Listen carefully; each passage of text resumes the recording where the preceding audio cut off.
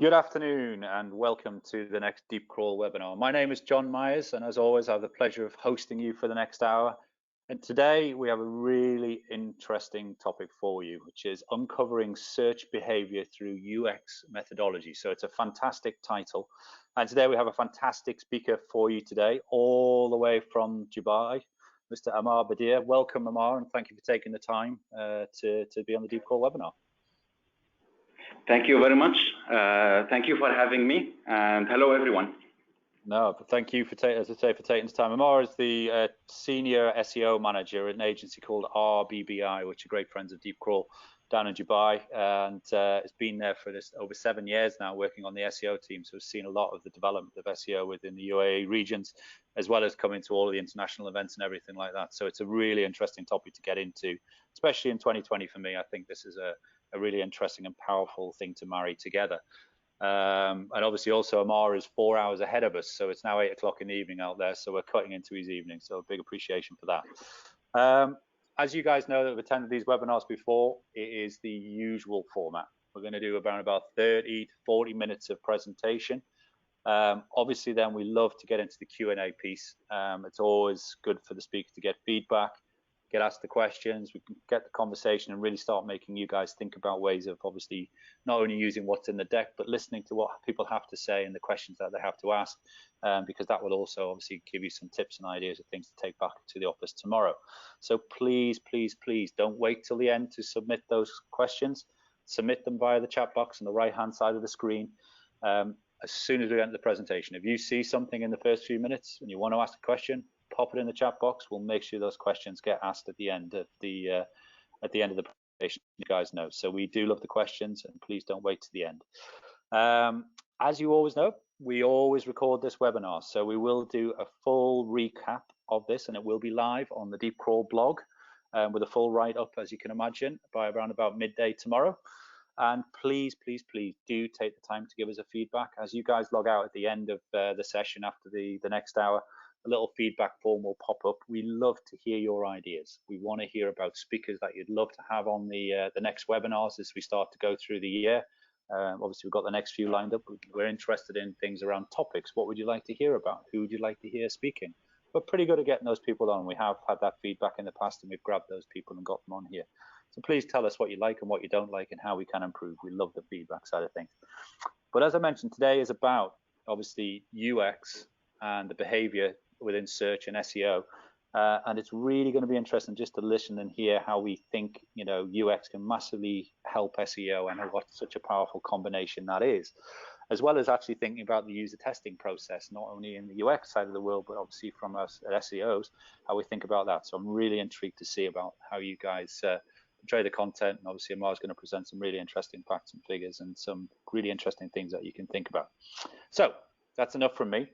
So without further ado, I would love to hand over to our speaker today, Mr. Ammar Badr, who is got the floor for the next 35 to 40 minutes. And as I say, get those questions in because we want to start the Q&A straight away after the presentation's finished.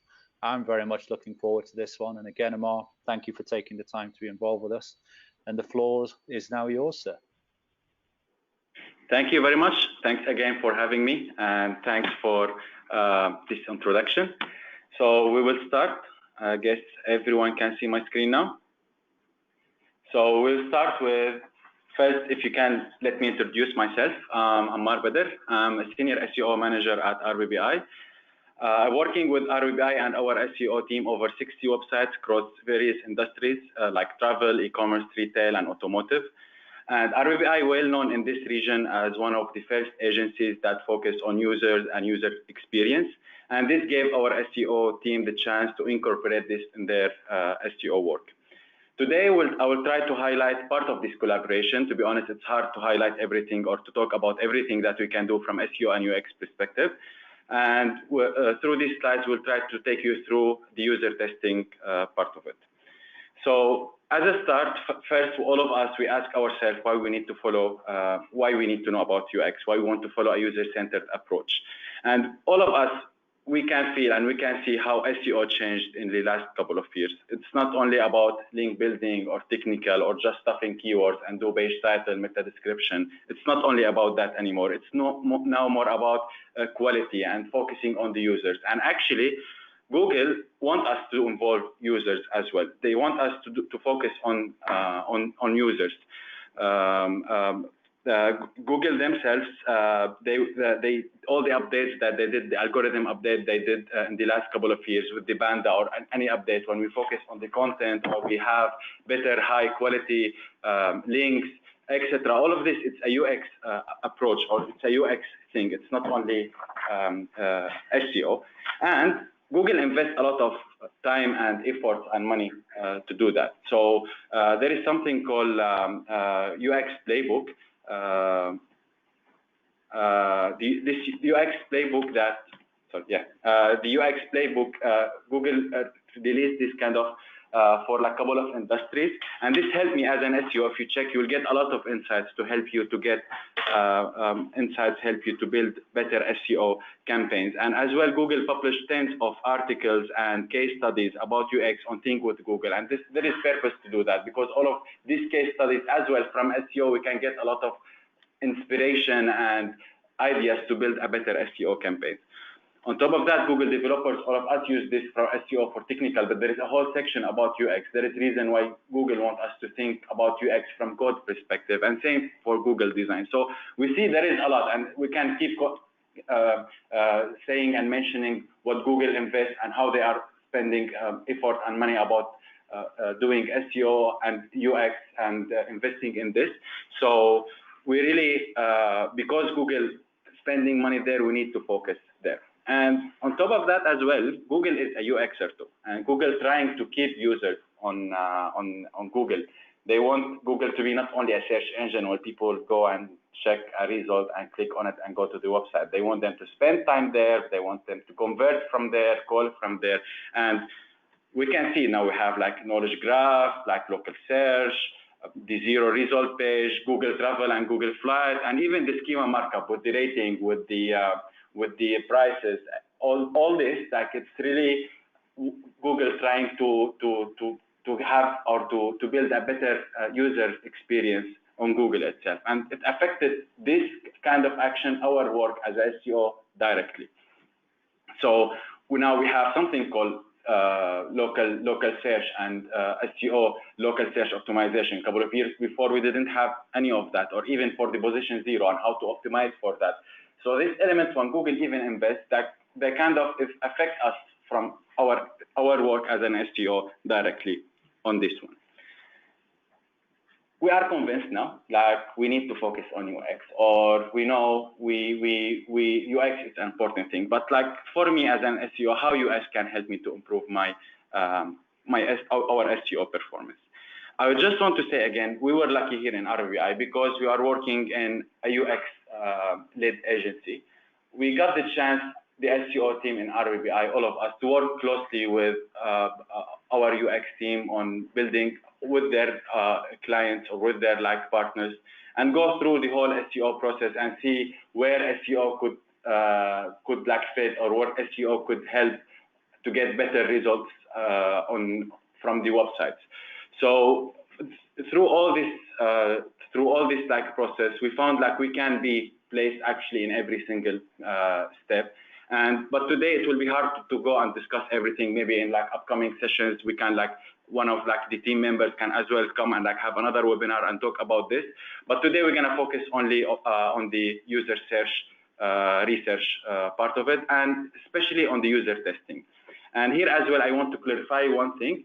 In the upcoming slides, we're going to discuss one of these methodologies, because there is like different usability testing methodologies, like user interviews, like focus groups, like surveys, etc. But today as well, in this session, we're going to focus about the user interviews part of the user testing, just to be like from science point of view, like accurate on all the ideas that we're going to talk about later.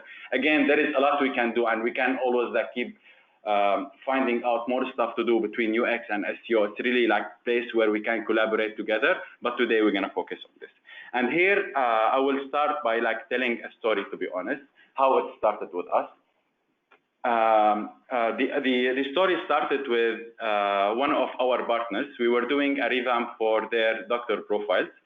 It was a hospital website, and our UX team usually when they do a new wireframes and designs, they validate this wireframes and designs through user testing, because we have a lab, we have eye tracker, we have like all the assets to do that. So we try to make decisions based on real data and real real user data. So they usually validate this, and this hospital website were as well an SEO client, and we were trying to bring more traffic to these doctor profiles as well.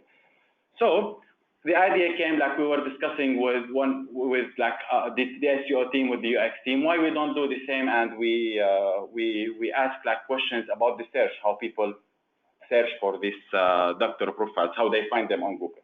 And the story started just like with adding really basic questions in one of the user testing sessions. So the questions were like very basic. Have you searched for a doctor on Google before? How do you decide which doctor you want to read more about? How do you usually research for a doctor online? What information do you usually look for before deciding on your doctor, and which one doctor you want to decide? So as you can see, like it really was like very basic, generic questions. We wanted to get answers from real users and see their reactions. And because we were using, we were validating designs, and we were using eye tracking tool, we managed to get a heat map for Google. So it was like a real, these two screenshots are really like a real data from a real users. They were like searching, and this is the result that we are seeing. And we managed to get from these heat maps where the users are focusing, like they are focusing on which part of the page, if there is part of the page, where is the areas, etc., even if it's in the title, the description, etc.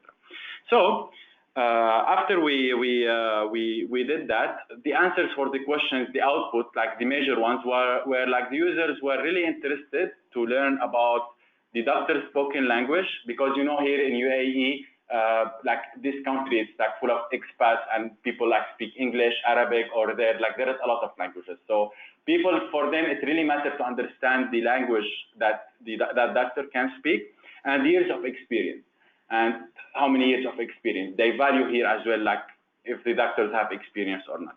And to be honest, we've never thought of this before, because Google never showed us any search volume on this element. People doesn't search for that, but it's like really big, a decision factor for them. So we went and we just like implement these small changes on the meta description and page title by like mentioning the language spoken for the doctors, or the year of experience, and where we placed it in the title and in the description, and we roll it out and test it for these doctor profiles. And in the first 2 months, we got like a 32% increase in the CTR, just because we implement this on the pages that we implement that, because we did an A/B testing, to be honest, just like to make sure, because we had zero search volume, if we're gonna get results or not. So because we got that, we roll it out, and after 1 year of doing that work, we managed to increase on that section only the traffic 31%. It was like almost only the factor that changed is this updating the page title and meta description based on this user testing, because we were already like kind of optimized that pages before. So we managed like to isolate really the value of doing that exercise and the value of getting that insight. And then like, because we were really like impressed with these results and we were really happy, we went back to our research team and we asked them, we need your help. This is something really valuable, and we need to build a user testing for SEO specifically. And we want to try to do a full session of user testing. And we were lucky enough to find one of our partners to agree with us to try and test this innovative approach. And in the next couple of slides, I'm gonna try to show you how we can build it and share a couple of insights, like, or best practices or learnings, like, because we are dealing from SEO perspective. It's a little bit different from when a UX people does a user testing. I will try like to share as much as I can, and hopefully like if you had any questions like later on, like try to, as John like mentioned, like try to ask them immediately, and I can like answer them later on. So the first step is what we need to do to build something called screener. The screener screener is like a file, as you can see, a document, as you can see in this screenshot that's moving on my screen now. It's just like a document where help us to identify with whom we're gonna do the test, which the target audience or the users that we're gonna recruit and bring and do the test with. Because as you know, we need to understand a lot of information. We can't go randomly and like ask people questions about a website randomly. We need to know if they are fit or the right people to ask them these questions. So as a first step, it's that simple to go to your GA, if you have, like of course, if it's a website with data, if you have a GA, and go to the demographic report. So we need to understand the user language, device usage, the nationality, the age group, etc. You know, like from this insight, you'll be able to identify your current users. We'll be able to know, again, here, I'm gonna put example about in UAE, we are like a lot of people from different countries, and it really, our search behavior changed from if I'm Arab or if I'm from UK or I'm from India or from anywhere in the world. It's really different, the search behavior. So we need to understand and then to know like our audience and know what percentage I need. Like I need to bring, these people speak English, these people speak Arabic, what device they use, mobile or desktop, or what the most used one, like, and like, and for example, the age, like it's like young people, older people, then we need like to identify all these elements. And it will be really helpful. We were lucky in that time with this, our partner, that they have an offline market segmentation research. So they already done something before about like their actual users, and like kind of they group them and they have a market segmentation. It was like helpful to bring more accurate users. So we use that. So if you have something like this, it will be really beneficial to have it and use it. And then we link, to make sure to link this to our business objective and target audience, because sometimes the issue is not with, I don't want to bring the same users that I have. Maybe I need a new target audience. Maybe the business objective is to target a younger people, or to target this specific nationality, or to target this specific language. So we need as well to make sure to factor that in if it was a business requirement. We don't, if sometimes the client will say like, I want to target, for example, a younger age group. All my audience now in this age, I want like a younger people. So we need to factor that in if we want to get insights specifically for that people. In that case, we need to optimize for them. So here we can like include like personalization, or like start more like geo-targeting or like age targeting through SEO if we get insights from that. And then we need to recruit between 5 to 8 participants to do the user testing or the user interviews with. 5 to 8 users for the user for this methodology, it's more than enough. All this the research like institutes mentioned that with actually less than 5 users, you can get all the insights that you need. After that, it will be repetitive, and it will be just like waste for your time to ask, like keep asking and getting the same insights. If we want something wider, you know, like, because we thought about this as well before, if we want something more wider, or we want to get more insights or trends, we should go with the surveys. It will be like a good methodology. It will be a different practice. But for this one, as we are like testing really specific things with the user interviews, it's really target focused on specific demographics or specific target audience.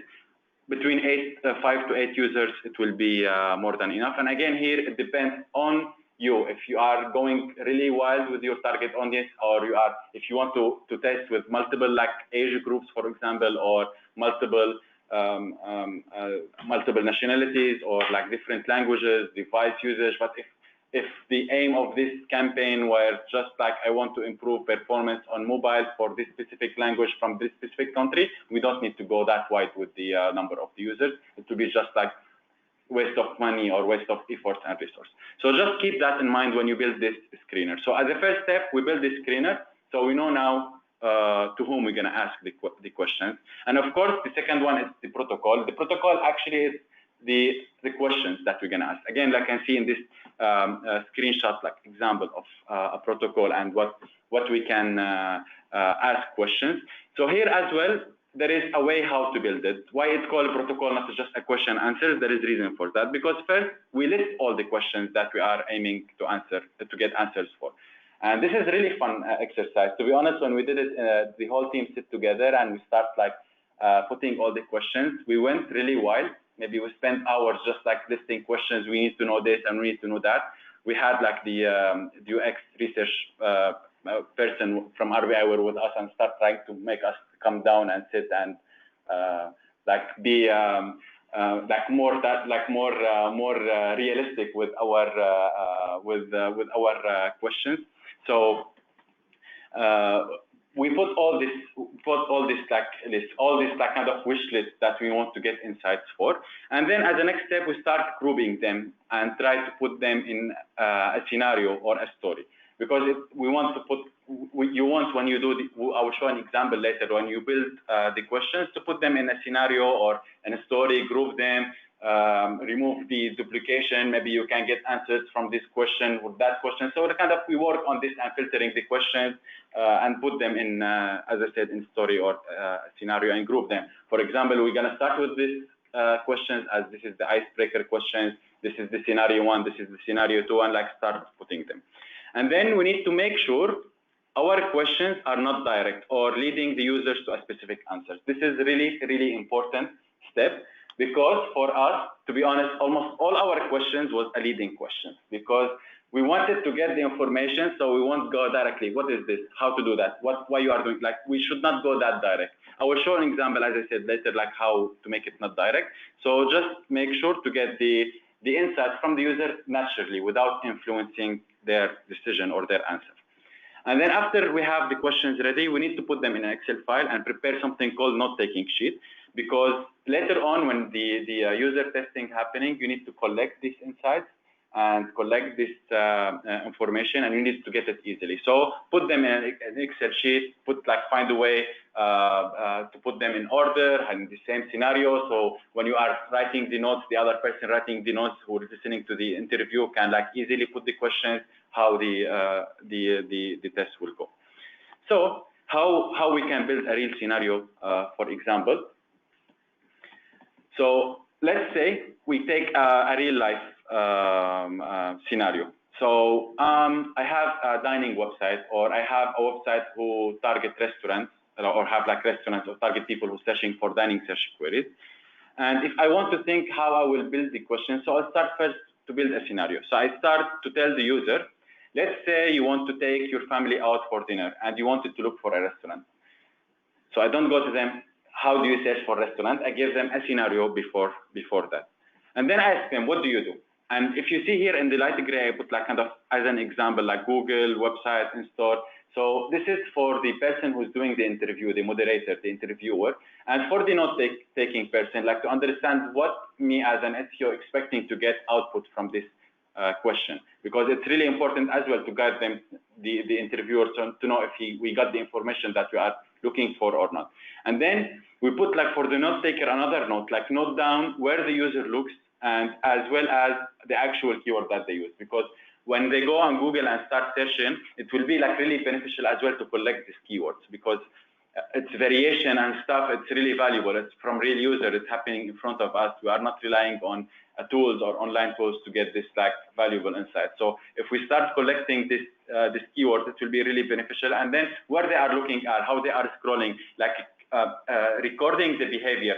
We will have a video to the user testing, but it will be really important if you write it down and collect. If you see anything outstanding or different, you need to. It could be insightful for us later. So doing that, it's really important. So we ask them, what do you do? In that case, we finish from the first question. We give them the freedom. We give them a situation or a scenario, the freedom to answer what they want. We go more now in a little bit step further and go directly, and we ask them, can you please tell me why you wrote these words? Here we get the search intent. So we understand why they search in this way, what their purpose, how they did it. This is very important to put more value for the keyword and for this insight. So the search intent here, we are be able to get it again from a real user. It's not getting from someone behind the computer checking this keyword, and I believe the user did it because they was thinking this. We're gonna get the real insight from that. And then the last, we can ask them, can you tell us, can you tell me why you choose this specific link? And this is one of the, I can say, the master questions, because here we understand how they look to our on-page element. Because for us, we think of the on-page element keyword and this title, it's like this limit of pixels, and this description, it's 155 character, and Google increase the description or not. For the user, it's something different. When we start asking them and we get insight about the on-page element, we start think of it from a different perspective. So this is here you understand how your previous work were working and how you can improve your work based on a user insight. So we get this real scenario, prepare the questions. We move to the next step, which is the testing day. So on the testing day, before doing the test, we need to make sure both the interviewer, the moderator, and the note taker understand the purpose of the questions and what you need to get out of the user. It's really important for the people who's asking the questions or the people who's writing the notes to understand why you are doing this test, because they will gonna put the valuable stuff. If we bring random people to just record the session, it will not be that easy to collect insights from. So it's really important for both of them to understand this. And then they need to practice. Practice is really important. It looks really easy when you build the scenario, but based on experience, to be honest, it's a little bit stressful when you do the interview with the user, when you are with the real user. So it's really good to practice and make it feel more natural. As much natural as you are during the session, as much as you can get more valuable insight, because it will be more real. The user will not feel you are stressed, etc. So you'll be more comfortable even dealing with the user. And then make sure to put your user at ease.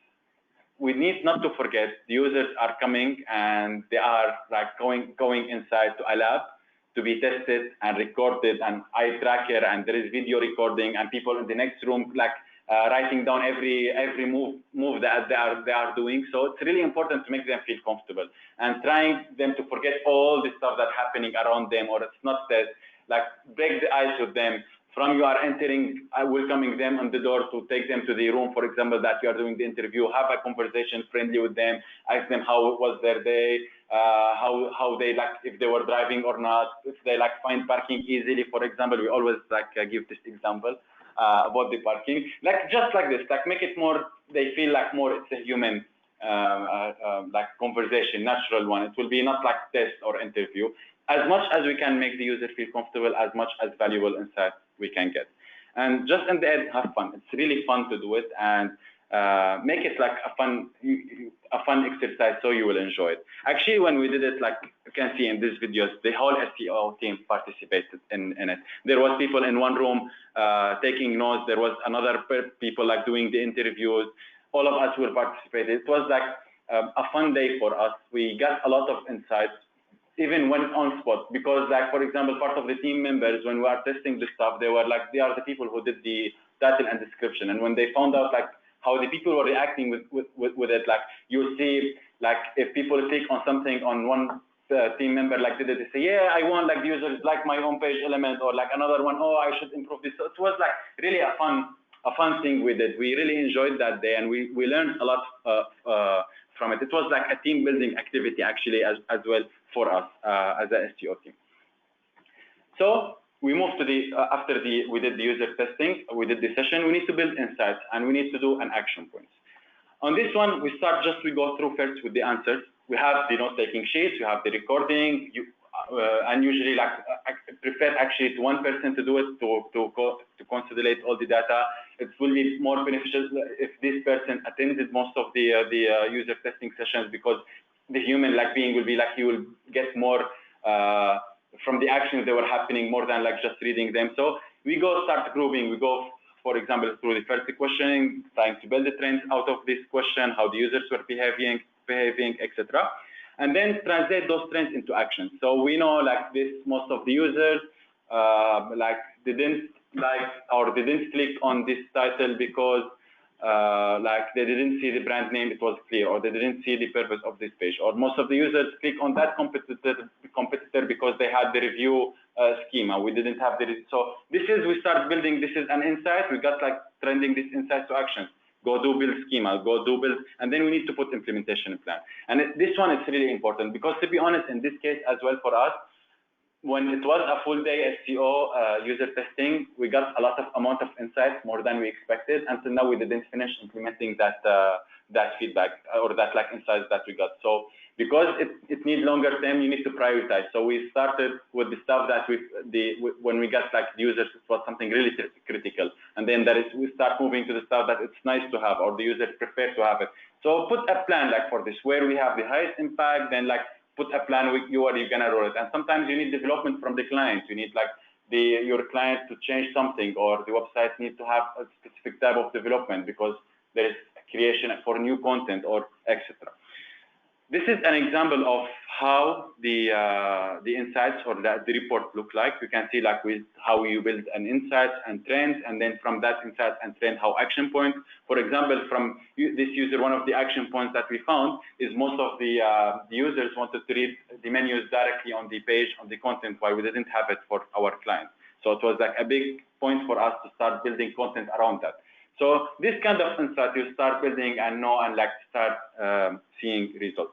So the output for us from that full day user testing for that specific campaign, it helped us to get a new optimization ideas for our website. Had a couple of years of SEO work, because we start working on this website, and for us it was like almost already optimized. Like, yeah, we can add this keyword, but how much this keyword it will add if we change it to this page title, or like, because the website almost was already optimized before, the technical didn't have that big major issues. We needed, and the website was facing a challenge of we need to increase the numbers, and we had like a high KPI to achieve. So it gave us a lot of ideas how to build new stuff and what fresh our minds like for new ideas. And we knew that ideas would work because it was based on real user insights. The user insight helped us to improve the on-page element and the content, because it gave us really good insights about how to structure it, what to put in the beginning, where to put the brand name, and the meta description, what information we should tell the users, because it was a big turn on for them, like to click between the results. So it helped really helping us to improve the CTR. And the user insight helped us to build as well a content strategy and content expansion plan. And this one, it was a really big insight for us, because sometimes even our partners, our clients themselves refuse to add content because they say it's not necessarily, or no one will read it, or etc. Even if you bring search volume, but this one, when it came from real user, it like kind of helped us to go ahead and like start building this content expansion plan and start like adding this content to the website. And then our partner, our client, were super happy with this innovative approach and with the results that we're gonna see later on. Like they were like really happy with this approach that we did, and like they really appreciated like we were like one step ahead, and we were like innovative with our SEO. Like it's something because they deal with a lot of agencies before. It was the first time an agency does something new for them and like incorporate like cross-channel work.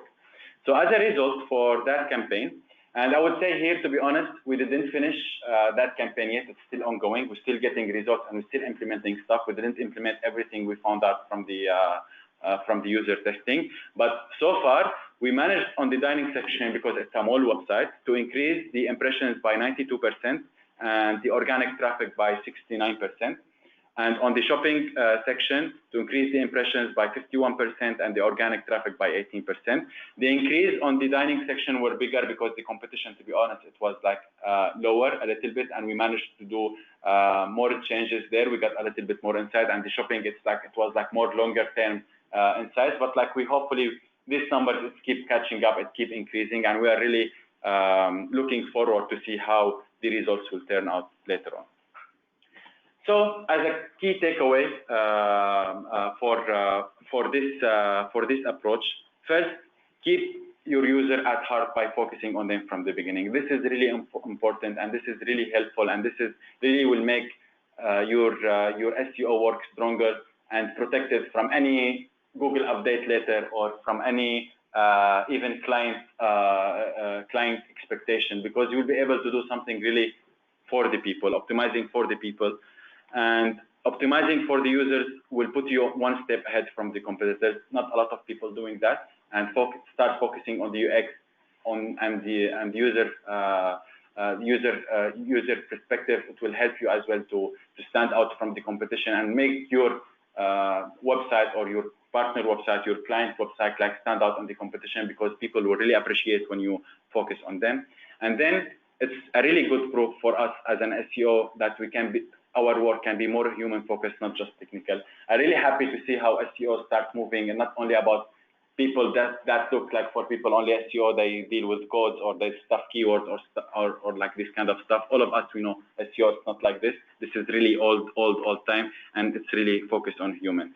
So we believe at RBBI, we don't do search engine optimization, we do search experience optimization, and we really value this this sentence, and we believe like SEO as a shortcut should be for search experience optimization more than SEO engine optimization, search engine optimization.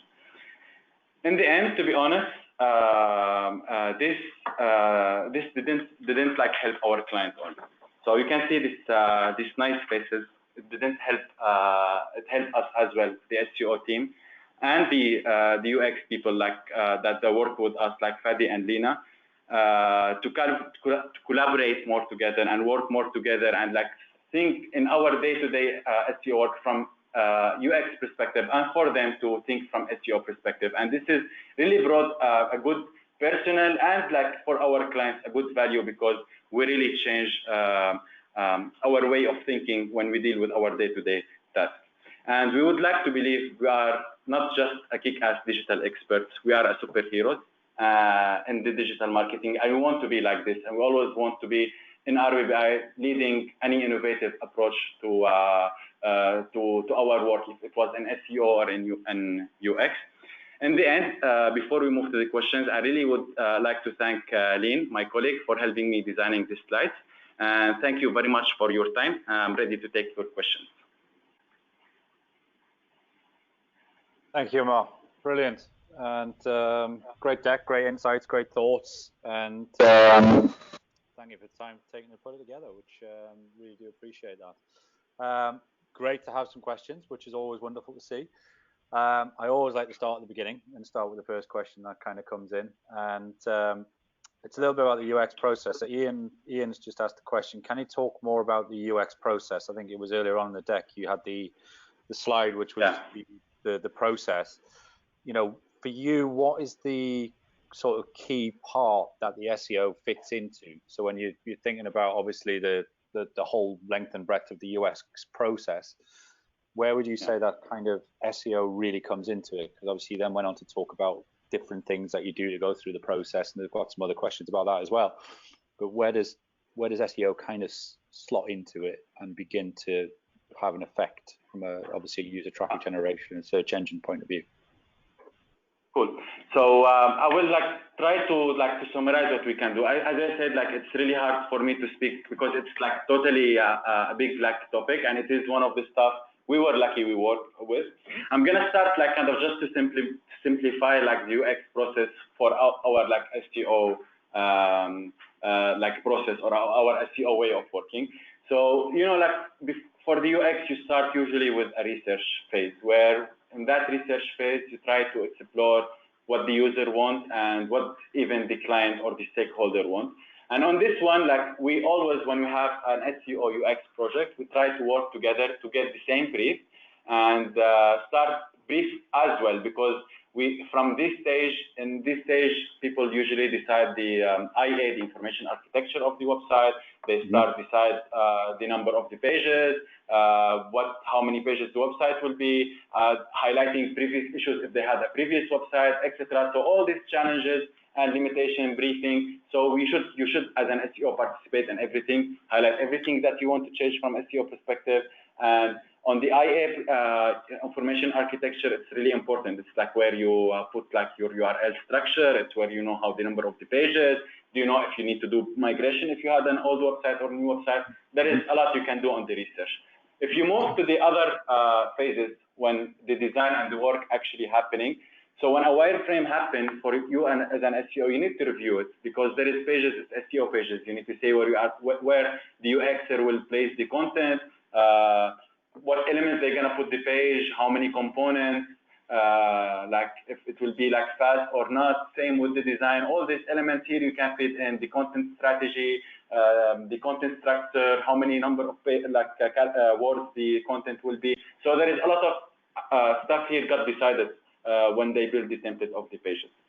Then when they move as well to the images as well, like it's really important to you can know, for example, how many images they are using, optimizing the images, the size of the images, for the page speed, etc. And then the development part, when it happens, it's like really important for the SEO to be part of this stack. There is a whole checklist, and you can find online, like I guess Alida published something before, and a lot of names like publish like checklists for CMS or for development. You need to brief in the your developers before starting working on it, using of the JavaScript, how much they are using basic HTML or not. There is a lot of stuff, the canonical tags, the place of the page title, unique H1, because people like the developers use the headers to do styling instead of using the headers to do. So there is a lot of like technical stuff here where you can have a technical friendly website, and then the migration itself. So it's hard for me to not like keep talking about it, but yeah, like there is a lot to talk about here. But hopefully, like it's in every single step. To be honest, you can be involved everywhere in the process, and always there is a place where you can fit in, because the website for the SEO, it's your asset, and they work on that asset. So of course, in every single step, you need to work together. Couldn't agree more. I mean, I was hoping that's the answer you were going to give, to be honest, Ammar, because I firmly believe that. Well, I mean, my answer would have been everywhere. The whole process needs to be covered by a SEO. I mean, from my experience of working with devs and SEOs and devs working together, they kind of need to get on and get together and be together as much as possible for the process and the project to be a success. So I'm really glad to hear that you're echoing that. Maria's asking a question about how do you account for personalized Google results as part of the UX process? In terms of how many people did the team test, and then how do you factor in for that personalization piece that we know that kind of Google does? Yeah, for us here, it was like, again, just like the personalization from SEO perspective, it's more how you can localize, let's say, I should say localization, more personalization, actually, to be like more accurate in using the word. So first of all, like when you test, let's say because in our screener, we needed to test with 3 people with Emirati nationality, because here in UAE, as I said, it's like the population, it really varies between expats and national and stuff. So because for that mall, they wanted to target this Emirati for the luxury brands, and they want them to see, because they more willing to buy like more expensive products. So they want to see how we can target them. So when we are focusing and we're optimizing for the Arabic, for this luxury, we try to get insights from these people. So from the beginning, the insight, it's more like targeting specific type of audience. And then later on, we try to use even like, if we can use their dialect or using their language, because as well, like in Arabic, there is like local like dialects for each nationality. So trying to use this word. So whenever they see it on the search or they search for something like this, they will feel this result page, it's more close to them than the other, and then they will feel like more trust to the brand. They will build a relationship, and this kind of, we build a relationship between us, and we personalize or localize something for specific type of audience by targeting for the specific pages, because they are the primary audience to target this type of audience or these pages.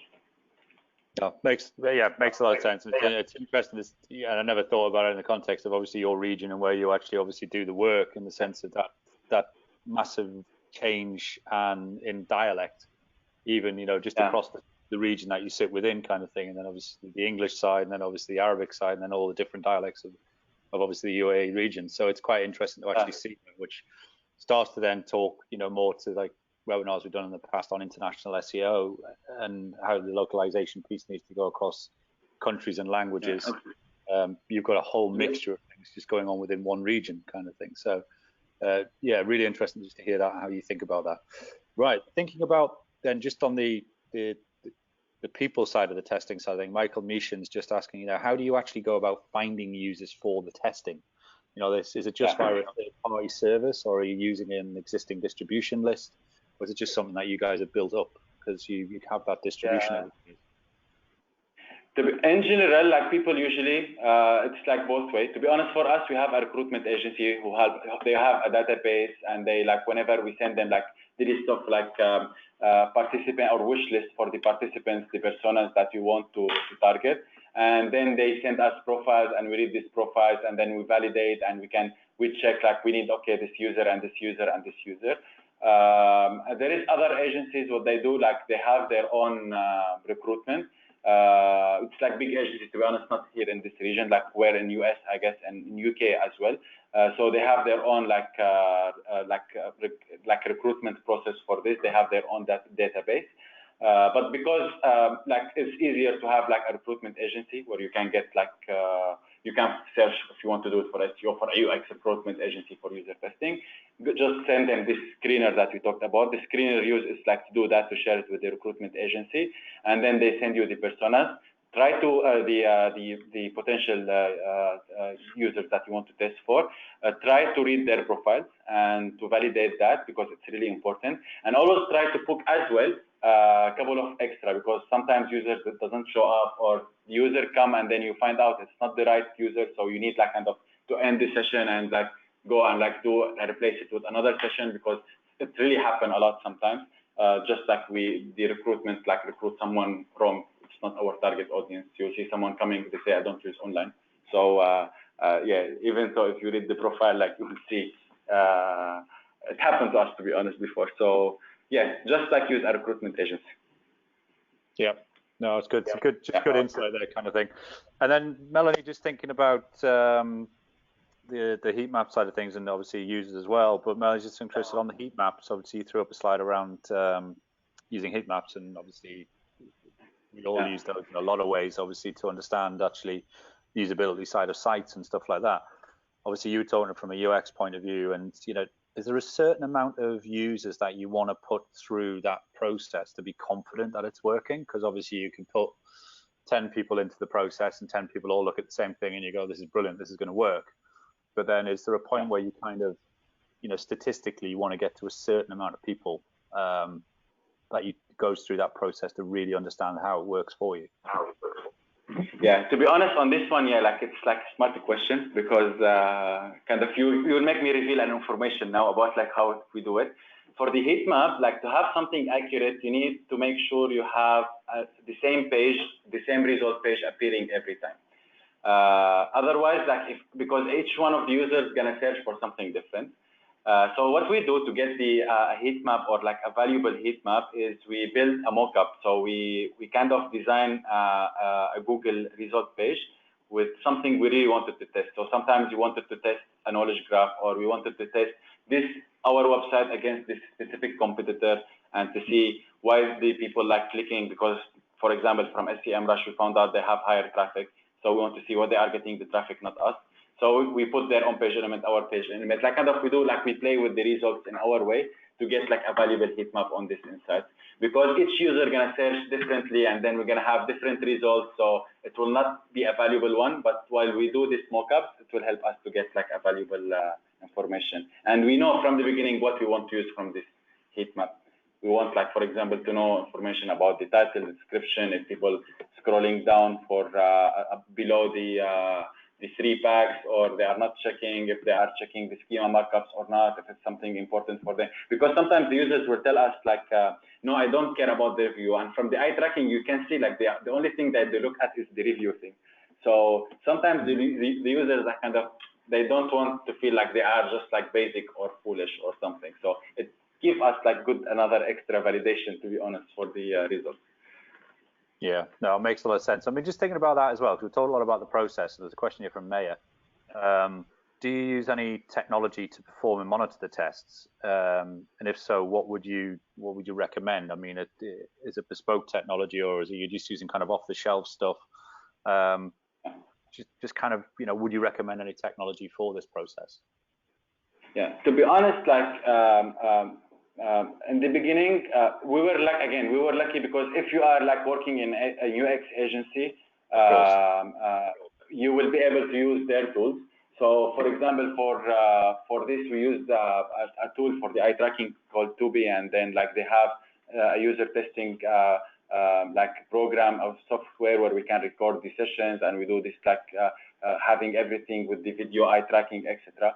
But to be honest, like this part, it's really good, and it gives like an extra validation or an extra output. But like doing the user interview itself, just like for you going and doing it human to human, you will get a lot of insights. Sometimes there is clients doesn't pay us enough to do that. We do a user testing with people in the office, or we try to do it. It's really good. Yeah, it's really good to do it for the human. The human part of it, it's more important than any other like expensive tool, because I don't believe it's that big value to go and buy the tool from SEO perspective. And like I will not go and like tell people go buy this tool and start doing user testing. It will not be like a good ROI for your business. But if you have it, use it. It will be like better. If you don't need it. You can do this user testing even without this tool. Yeah, I mean, it's a fair point. I mean, it's something which I can think back to years back when I was doing stuff like this, and I used to call it the Starbucks test. And actually going down to your local coffee shop and sitting in the coffee shop and then asking the whole cross section of the population that come in to get coffee if they could spare a couple of minutes to give you a view on this kind of thing. So as you say, there's ways of doing it, and there's from big budgets to small budgets to, as you say, not even using the technology, just actually getting the people to take the time to actually give you their view. As you say, it goes a long way to collating it, as long as you've designed the test well. So thinking about that from a point of view of obviously the process and stuff like that, Roman just asking you, I think he really wants to pin you down, mate. He's asking, what is the most effective thing when you develop a UX-friendly SEO project? What would you, just from your experience, if you could kind of say this is the golden moment, or the one thing that really works for you guys? Obviously, the whole thing has to be planned and done. Is there one thing that really makes a difference? There is like the most important thing is like to keep the value of the SEO if you have it before. I would say like there is a kind of a basic SEO consultancy that we do for all our UX projects, where we make sure the website is SEO friendly already, not optimized. So we make sure like everything is mandatory from Google, especially on the technical part, it's already covered. The website is ready from UX, from design perspective, to host any SEO activity later, like expanding content or etc. And if there was any migration needed, that needs to be done, the redirections. So we can say like the technical part of it and making the website ready for SEO. You don't need, maybe if the website you don't have time or enough budget to have an optimized website, make the website SEO ready, where all the fundamentals, the must stuff, it's done from technical perspective. And at least you don't need to have like optimized page title and description, but don't keep them empty if you don't have the resources to optimize them or to do a keyword research or etc. Just make the website SEO ready, and like having all the basic of the SEO covered, especially on the technical point of view, and like the basic content stuff. And if a migration needed, I can say this is like the minimum that you can give to any website if you're having SEO UX project. Okay, no, good answer. Good to just get your views on that kind of thing. And Kirsty's just asking a question around, obviously, you talked sort of middle of the deck around personas and setting up personas and different things like that. She just wonders, do they vary massively by client or industry? Or are you kind of finding that you can, take a set of personas and apply them to, within reason, obviously. So I think there's certain things have certain massively different types of personas, but is there a set stock of personas that you can kind of take and apply to test across different clients? Or do you kind of need to kind of think about and really research who that actual person would be for that product? Yeah. The use of personas, to be honest, for SEO, like even like for UX, like you think about the persona, it's like to help you to simulate how the user will think and put you in the user shoes, to be honest. So you can differentiate the type of audience that you'll have and think in their shoes and optimize on this way. And this is like before maybe how you can like know this or to check this or what to use, because there is a lot of keywords and we don't have that much like a place of space to put these keywords. So when understanding the search intent of the keyword and how it fits with this, when you build these personas to know, like I know like this is my target audience 1, 2, it's not really kind of you are optimizing only for this persona, but like it will make you, when you are building, let's say, optimizing this content or this page title and description, to think from a human perspective. And like there was like a really good exercise we start like doing. Basma did it before, like our head of SEO, like she did a training in the Brighton SEO about like how to make your on page element more on human and like the psychological part of it. And this is where actually it was like we felt it was the most of like getting the personas useful, because you know, it will make it more valuable, more human. People will feel they are the targeted people, etc. So the persona is just like to make us understand or put us in the user shoes. So it could be similar from client to client or from place to place, but this is, I feel, the purpose for it. It's not like and something or action you can release, because in SEO you are doing optimizing for all the users together, not only for a specific persona. So maybe you prioritize it or make it like more familiar, but like you can't only target this persona. Yeah, no, absolutely. Right, we're nearly getting towards the end. I'm going to try and squeeze a couple of more questions in, kind of thing, and just get some quick answers from you on that one, because we're obviously approaching the 5 o'clock at the end of the hour. So Martin's just asking about the testing day. You know, quite simply, Yeah. if the testing day doesn't work, and maybe it hasn't, maybe it's never happened, kind of thing. But if it doesn't work to do the testing day, what do you do? Do you actually just repeat the day, or Yeah, do you change the test and repeat the day as such?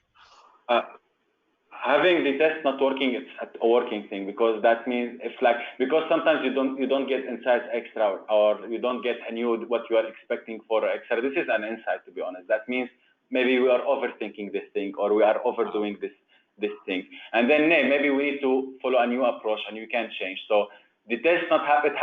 It didn't happen because we didn't do that much user testing for SEO, to be honest. We didn't place it yet, but like something, it could happen, and like the result, it will be just like, yeah, maybe we are overthinking something, or we can change the test after change the type of the questions or our expectation from this user testing. Yeah, no, perfect. Yeah. We'll squeeze one more in. Kingston just asked the question of, can you give any tips on building the screener?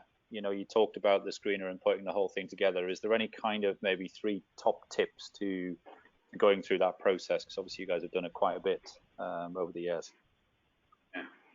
On the screener part, to be honest, actually the screener was like, I felt it was the easiest step, because we usually do like demographic reports or etc. So it was really easy to get the insights and put them. Just, I would say, like really be careful when you choose your users. Like try to be accurate and like really base it on data, not on your personal opinion, because all of us, we might expect like this is the target audience, or this is what my audience are, and like we kind of try to ignore the data, and make sure to ask your client as well, and to validate that with them, with the people who knows the website and who know the users, and like as well if they did research before for that, or if they did any previous thing. So it will be really valuable to get their insights if they did this before, and especially if you are agency like us and you are dealing with the clients, they will know their users better than us. So like validating that with them, it could be something really helpful for you as well. Absolutely. Fantastic. Well, we're out of time. It's 5 o'clock here in the UK. It's 9 o'clock in Dubai. So I suppose we should let Ammar go and enjoy an evening. Massive thank you to you guys as always for attending. And obviously all of your questions and interaction is always very much appreciated. Big thanks to obviously Ammar from RBBI. Really appreciate you taking the time, as I say, and cutting into you even to be here with us. So big thank you to you, Ammar, and great presentation. Thank you very much. Thank you for hosting me. Thank you for all the attendees dedicating this hour to hear me speaking. And thank you always for Deep Crawl to always like to be there for us, for on the industry, for all the amazing stuff that you are doing. Keep it up, guys. Thank you very much. No, much appreciated. The feeling's very mutual. As mentioned, there will be a full recap by tomorrow live on the DC blog, the audio, and then obviously a recap on a blog post for you guys to be able to use and put the actionable tips from the presentation into process in the office. Please do fill in the survey, as I mentioned at the start. As you guys start to click off and leave, it'll take you literally 15 seconds. The little box will pop up. give us the feedback. We'd love to hear what you think, good, bad, indifferent, things we could change, new people you'd like to hear from, topics you'd like us to research and get great speakers from around the world to get involved with, as we have done in the past. Obviously, our next webinar is in about a month's time. We'll roll into March already. The date of the next webinar, and do watch out for it, is going to be the 25th of March with the amazing Jill Quick, who talks about all things analytics, and her presentation will be around credit where credit is due, which is a great an apt title for analytics. So without further ado, thanks again for listening. My name's John Myers. Pleasure to host you again. See you in a month's time. And that was Uncovering Search Behaviors Through UX Methodology with Ammar Badr from RBBI. Thank you, guys.